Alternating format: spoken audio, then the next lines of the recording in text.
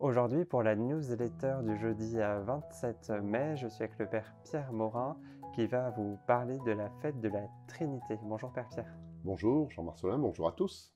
Alors, la fête de la Trinité aura lieu dimanche prochain, le 30 mai. Est-ce que vous pouvez nous faire le lien avec les fêtes précédentes, donc l'Ascension et la Pentecôte? Oui, alors la fête de la Trinité vient dans un calendrier, hein. On a changé de temps liturgique après Pentecôte, donc le temps pascal est fini, on est revenu dans le temps ordinaire. Mais comme j'ai l'habitude de dire, le temps ordinaire est toujours quelque chose d'extraordinaire. On a changé de couleur liturgique, on est passé du blanc au vert.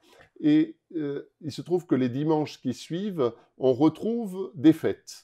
Donc, la fête de la Sainte Trinité le dimanche après Pentecôte, la fête du corps et du sang du Christ, la fête Dieu, le dimanche après la fête de la Trinité, et puis avec le mois de juin, on aura aussi le Sacré-Cœur de Jésus, le Sacré-Cœur de Marie. Voilà, je crois que ça vient vraiment dans une construction liturgique de la transmission de la foi. La Pentecôte est la grande fête de l'Esprit Saint, mais l'Esprit Saint tout seul ne peut rien faire, et on voit bien que cette fête de la Trinité, elle est communion d'amour entre le Père, le Fils et l'Esprit. Voilà ce que c'est que la Trinité. Je me souviens dans le film Bernadette à Lourdes, où le curé faisant le catéchisme donnait et enlevait les bons points et pour des enfants qui ne savaient pas trop forcément définir ce dogme de la Sainte Trinité.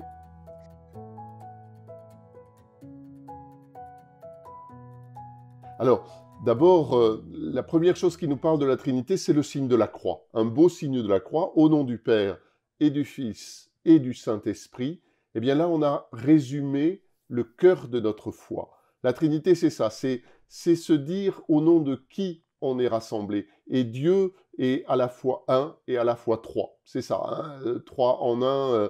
Alors, bien sûr, on raconte aussi dans la Creuse que l'évêque passant pour les confirmations demande aux enfants « Qu'est-ce que la Trinité ?» Et bien sûr, un petit enfant, un jeune enfant lève le doigt et dit « Je sais, la Trinité, c'est la fête aguerrée. » Alors pourquoi? Parce que, en effet, la fête foraine avait choisi cette date de la Trinité parce qu'il y avait beaucoup de monde et parce que c'était aussi probablement les communions. Hein, souvent, la fête de la Trinité, la profession de foi, puisque c'est le cœur de notre foi, et souvent, après, au mois de juin, la fête du corps et du sang du Christ, la fête Dieu pour les premières communions. Et ça reste un peu traditionnellement comme ça dans nos calendriers. Donc je pense que voilà, les enfants, il faut aussi les prendre avec ce qu'ils ont, ce qu'ils sont, avec leur spontanéité. Et puis bon, après, certains aussi parlent de la publicité. Par exemple, l'huile 3 en 1, une huile qui a 3 vertus possibles. Eh bien, c'est beaucoup plus important, c'est beaucoup plus indicible pour Dieu. Et en même temps, c'est de faire comprendre que, voilà, ce Dieu qui nous aime, il est 3 personnes et qu'il y a aussi peut-être 3 temps pour mieux comprendre. Il y a le temps du Père, qui est un peu le temps du Créateur et de l'Ancien Testament, le temps du Fils qui représente l'Évangile, et le temps de l'Esprit qui représente, depuis les Actes des Apôtres et la fête de Pentecôte, jusqu'à aujourd'hui et jusqu'à la fin des temps. Voilà, pour dire simplement et rapidement comment on peut un peu parler de la Trinité avec des enfants. Et vous avez parlé, je vais reformuler la question, mais j'ai pas compris, après je vous poserai la question, c'est de l'huile avec les 3 vertus. C'est par rapport à quoi? Non, c'était une publicité de l'huile 3 en 1 qui dérouille, qui dégraisse et Ah qui d'accord. lubrifie, quoi. Ouais. C'est-à-dire, elle avait 3 fonctions, mais c'est pareil, le Père, le Fils et le Saint-Esprit ont 3 fonctions aussi. Ah, c'était lié à ça, très Voilà. bien.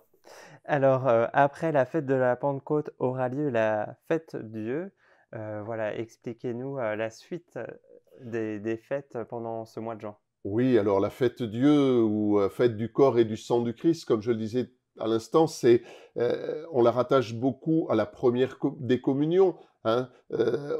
Autrefois, on faisait des reposoirs, il y avait des processions dans les rues, il y avait des pétales de fleurs. Encore là, quand j'ai fait le pèlerinage il y a une quinzaine d'années à Saint-Jacques-de-Compostelle, on peut voir ce rite et ce culte de la fête Dieu très présent dans les paroisses, avec de très très belles décorations.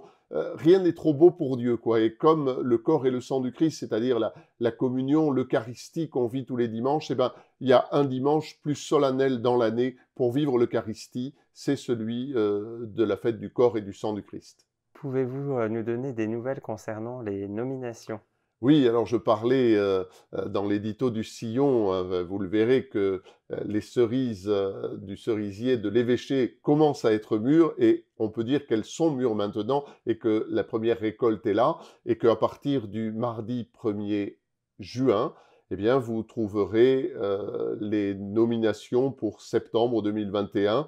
Voilà, j'invite dans mon édito au niveau du Sillon d'être très ouvert et très accueillant à ces nouvelles nominations. C'est jamais très facile pour un prêtre de changer, d'arriver dans un endroit. C'est jamais très facile pour une équipe de changer non plus. Voilà, l'importance de vivre avec bienveillance ces nominations, en tout cas qui arrivent dans notre diocèse début du mois de juin et qui seront effectives à partir du 1er septembre 2021.